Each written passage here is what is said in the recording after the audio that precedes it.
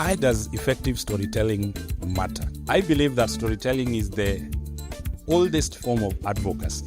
And if you are communicators, then you know that there is a specific way in which you tell your story. You start from a point and you end at a given point.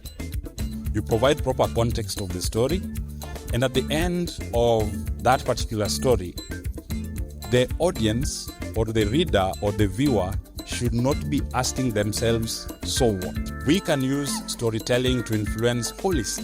We can use storytelling to influence action on climate change. On the global stage, we can use storytelling to shine a light on some of the issues that affect this country, that affect this continent. It's good to note from the very beginning that climate change in itself is not the story. It is the context under which so many other aspects of our lives happen. So what's missing? What's missing and what needs to be done differently? We need to have less stories of tragedy and apocalyptic messaging around climate change. We need to have less jargons and buzzwords on what this conversation is about. But most importantly, we need to have more stories on Africa. What are our obligations to some of the UN charters and conventions on climate change? We need to bring to account our leadership, the private sector, the government entities, the international development organizations that are part of these conversations.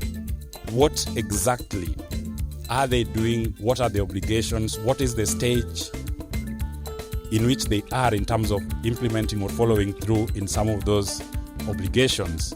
We are not experts in this area, and we need to rely on the experts to understand, to contextualize whatever it is that this whole conversation is all about.